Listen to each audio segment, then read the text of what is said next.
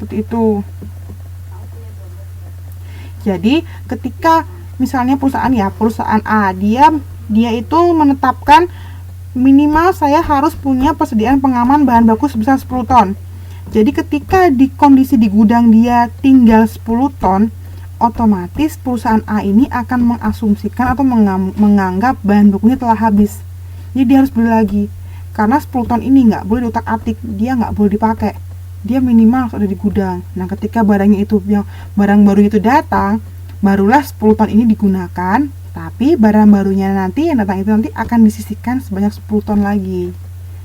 Jadi nggak boleh kurang dari angka yang telah mereka tetapkan. Nah, bagaimana sih bagaimana sih cara menghitung? Cara menghitungnya untuk mengetahui berapa sih persediaan pengaman yang harus kita miliki supaya perusahaan kita ini nggak terjadi yang namanya stock out atau surplus atau yang lainnya. Kita bisa menggunakan model standar penyimpanan yang telah terjadi di perusahaan itu. Jadi data-data perusahaan yang dulu yang penyimpanannya menyimpang itu dipotret, maksudnya disimpan. Kan setiap perusahaan mempunyai database bahan baku. Itu semuanya data-data itu dikumpulkan dan kita pilih data-data yang biasanya terjadi sebuah penyimpangan di situ. Jadi terjadi sebuah kesalahan penyimpangan. Ya, di sini misalnya saja ini ada contoh di buku kita untuk perusahaan perusahaan Takashima. Bukan Jepang ya ini ya, perusahaan Takashima. Sini teman-teman bisa lihat ya. Perusahaan Takashima di sini dia itu punya 30 periode. Ini periode 1 sampai periode 30. Ini data historinya mereka atau data histori nanti ya, maksudnya ya. Histori itu masa lalu. Jadi data-data pada tahun-tahun atau periode-periode sebelumnya. Itu yang namanya data-data histori. Nah, di sini kan antara 1 sampai 30 ini kalau teman-teman bisa lihat, sebenarnya yang bagus atau yang sesuai dengan EOQ-nya tuh yang mana? Ini loh, yang ke-12 ini loh. Teman-teman bisa lihat ya, ini loh 0 sama 0. Jadi mereka surplusnya pun 0, stock out-nya mereka 0. Jadi mereka ini ideal. Jadi pada periode ke-12 ini mereka ideal. Sedangkan pada periode yang lainnya mereka ini sama sekali nggak ideal. Karena yang periode pertama ya mereka surplus. Yang kedua, mereka stock out. Yang ketiga surplus lagi. Yang keempat surplus lagi. Yang kelima mereka stock out. Terus kayak gitu semuanya kayak gitu. Cuma yang periode 12 nih mereka keren nih, mereka habis mereka stock out 38. Yang ke-12 mereka normal. Mereka ideal nih. Mereka nggak surplus, mereka juga nggak stock out. Jadi gitu. Tapi di sini semua mereka ini bisa dikatakan bahwa perusahaan ini selalu terjadi ketidakpastian persediaan atau ketidaktepatan persediaan.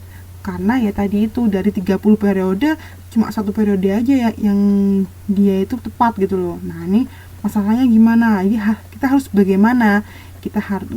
Oleh karena itu biasanya sih untuk menghindari risiko-risiko itu, perusahaan itu biasanya dia itu umumnya mendesain gudang mereka itu hanya sebesar 80%. Jadi mereka menganggap gudang mereka maksimum itu pada tingkat 80%. Tapi menggunakan ini saja sebenarnya nggak cukup ya. Nggak bisa perhitungan kayak gini aja. Ini sebenarnya terlalu awam untuk kita gunakan untuk mengendalikan sebuah risiko. Jadi kita perlu melakukan analisis lebih lanjut menggunakan analisis persediaan pengaman atau buffer stoknya untuk menghitung penyimpangan dan menentukan persediaan pengaman terbaik. Jadi bagaimana kita menentukan berapa sih persediaan minimal kita sehingga perusahaan itu nanti itu nggak akan kewalahan dengan surplus ataupun dengan stock out yang terjadi. Kayak gitu. Ini konsepnya itu seperti itu, konsep di sini. Nah, rumusnya gimana sih? Nah, rumusnya SP sama dengan akar sigma X minus Y kuadrat dibagi N. Ini rumusnya. Ini rumus jadi aja kalau yang di sini. Jadi teman-teman nggak usah kayak tadi itu menghitung penurunannya kayak gimana. Ini aja. Ini rumusnya ini, di mana SP ini adalah standar penyimpangannya. dan X ini adalah kondisi normal. Jadi ini adalah kondisi normalnya, Y ini adalah kondisi nyata, surplus atau stock out, ini Y ini ya. Terus N itu adalah jumlah data. Ini N itu jumlah datanya maksudnya ini loh, 30 periode. Jadi 30 ini N ini 30. Kalau misalnya perusahaan teman-teman masih pada periode 15, berarti ya 15. Kalau ternyata perusahaannya teman-teman sudah pada periode ke-60, berarti N-nya 60. Kayak gitu ya. Yang perlu digarisbawahi di sini adalah kalau surplus dia akan memberi pengaruh positif. Jadi ke bahan baku dia akan memberi pengaruh positif. Sedangkan kalau dia stock out, dia akan berpengaruh negatif. Itu yang ditekankan di awal ya. Penyimpangannya tuh akan negatif kalau dia stock out. Karena kurang kan? Kalau surplus kan dia kenapa dia positif? Karena kelebihan toh. Jadi positif akan menambah pada periode selanjutnya. Sedangkan kalau stock out dia negatif. Kenapa? Karena dia akan mengurangi persediaan pada periode selanjutnya. Gitu ya, sampai di sini. Teman-teman kalau ada yang nggak ngerti tanyain langsung ya. Nanti kena ke soalnya. Ada di soal tugas individunya. Nah, di sini saya mengambil contoh di buku kita tercinta ini, di BMK ini, di tabel 6.6 halaman 6.62. Teman-teman bisa lihat di situ penyimpangan persediaan bahan di PT Takashima. Ini kan rumusnya tadi itu, rumusnya yang semula yang saya bilang ke teman-teman, SP sama dengan akar dari sigma X min Y kuadrat dibagi sama N, dibagi sama periodenya teman-teman. Yang teman-teman capture itu, teman-teman yang pakai itu berapa periode, seperti itu. Nah, saya contohkan saja ya. Yang pertama ini D itu apa? D itu adalah deviasi atau penyimpangannya, dimana rumusnya D itu adalah X min Y. Jadi X min Y ini dalam kurung ini D gitu loh. Kan kita susah kan kalau misalnya teman-teman mau ngitung ini semuanya bareng-bareng panjang gitu. Jadi ngitungnya tuh di Excel aja. Di Excel teman-teman bikin kolom kayak gini, D sama dengan D, terus D kuadrat kayak gitu. Nah, ini loh X min Y ini adalah rumusnya D. Jadi keadaan normal dikurangi surplus ataukah stock out kayak gitu. Nah, ini 11 ya, yang pertama ya, saya contohkan ya. Yang pertama ini D-nya ini 11. Kenapa kok 11, Mbak?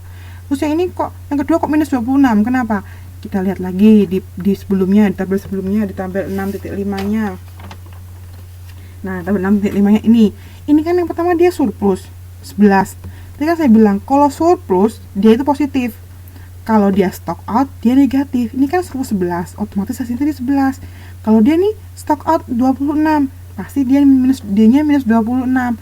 Yang ketiga ini dia surplus lagi 13, pasti D-nya 13. Yang keempat D-nya berapa? D-nya 40. Yang kelima D-nya minus 21 karena dia nih stock out nih. Jadi pasti minus nih kalau stock out. Nah, kita cocokkan ya untuk ke tabel 6.6-nya. Nah, di sini toh benar kan, di sini dilihat kan, yang pertama dia itu 11, yang kedua dia itu minus 26, yang ketiga dia 13, yang keempat dia 40, yang kelima dia minus 21. Jadi kalau yang minus ini pasti dia stock out, kalau yang plus pasti dia surplus. Jadi kalau yang minus pasti dia kekurangan bahan baku, kalau yang plus pasti dia kelebihan bahan baku. Jadi kenapa plus atau minusnya itu karena berpengaruh pada persediaan untuk periode selanjutnya. Nah, untuk mengetahui tadi ini SP-nya nih, start penyimpangannya, untuk memudahkan teman-teman saja, di sini kita menggunakan yang namanya D kuadrat. Jadi untuk mengatakan satu kan, tadi kan ada D sama dengan X minus Y. Terus kita kuadratin ini. Setelah X minus Y kuadrat, ini hasilnya di D kuadrat. Tinggal kuadratin aja dari sini. Dikuadratin, 11 dikuadratin, hasilnya 121. Minus 26 dikuadratin, hasilnya 076. Ini matematika aja ya, minus kali minus kan hasilnya plus. Jadi matematika dasarnya di sini, jadi tinggal dikuadratin saja. Teman-teman bisa ngelakuinnya di Excel aja. Kalau pakai Excel kan cepat tuh, tinggal di drag ke bawah, jadinya hasilnya langsung muncul deh. Nah, setelah tahu ini sebenarnya tabel ini hanya untuk mempermudahkan teman-teman untuk menghitung yang namanya standar penyimpangannya. Jadi menghitung namanya berapa sih bahan baku minimal atau cadangan minimal yang harus ada, harus standar penyimpangannya. Jadi standar penyimpangan ini untuk bahan baku cadangan minimal ya, cadangan minimal perusahaannya harus ada. Nah, saya contohkan yang pertama ini. Standar penyimpangannya untuk yang pertama di sini untuk semuanya ini setelah dihitung, setelah tahu semuanya ini berapa. Nah, ini hasilnya ini yang 12.000 ini adalah D. Ini kan X min Y kuadrat sigma ya. Sigma ini adalah jumlah ya. Jumlahnya. Jadi ini dari yang D kuadrat periode 1 dijumlah sampai pada D kuadrat periode ke-30. Dijumlah semua hasilnya menghasilkan 12.000. Terus ini kan dibagi N. N-nya berapa? N-nya ya 30 ini. Jadi dibagi 30. Hasilnya 400. Tapi kan harus diakar dulu. Akar dari 400 berapa? 20. Jadi cadangan minimal kita itu harus minimal adalah 20 unit. Ini jawabannya 20 unit. Jadi setelah diakar, ini kan ditambah semua nih, ditambah. Mungkin kalau dalam ujian nggak akan keluar sebanyak ini ya. Kalau sebanyak ini mendem juga ntar teman-teman, kalau keluarnya sebanyak ini ntar susah juga. Jadi pasti mungkin akan keluar cuma 5 contoh gitu jadi perhitungannya. Jadi teman-teman diingat ya, prosesnya seperti ini. Jadi hitung dulu D-nya, terus dikuadratkan, dijumlahkan D kuadratnya, dibagi dengan N. N-nya ini berapa? Terus hasilnya itu diakar. Itulah hasil dari standar penyimpangan atau yang dinamakan cadangan pengaman untuk bahan baku sebuah perusahaan. Nah, standar penyimpangannya ini sebenarnya untuk penggunaan teknisnya itu tergantung pada kebijakan perusahaannya sendiri. Nah, misalnya jika bahan bakunya itu sulit dicari, jadi bahan baku itu bahan baku langka, otomatis perusahaan itu akan memberi toleransi yang lebih longgar. Jadi perusahaan itu mungkin saja persediaan pengamannya itu boleh kurang dari 20 unit. Walaupun sebenarnya 20 unit ini adalah batas minimal yang harus dia punya, tapi karena ini emang bahan bakunya bahan baku langka, otomatis juga dia nggak bisa dong secara idealis atau nggak harus gitu loh. Jadi dia agak mentoleransi gitu, memberi toleransi, mungkin nggak apa-apa lah kalau kurang dari 20 kayak gitu. Tapi jika bahan bakunya itu bahan baku yang gampang dicari, istilahnya bahan bakunya itu ada di mana-mana, kayak misalnya pasir atau apa gitu, banyak kan di mana-mana. Nah, itu dia itu akan lebih memperketat. Jadi toleransinya itu akan semakin kecil. Jadi 20 itu adalah jumlah minimal yang harus benar-benar mereka penuhi. Seperti itu, bedanya gitu. Jadi perbedaan antara kelangkaan bahan baku itu juga akan mempengaruhi.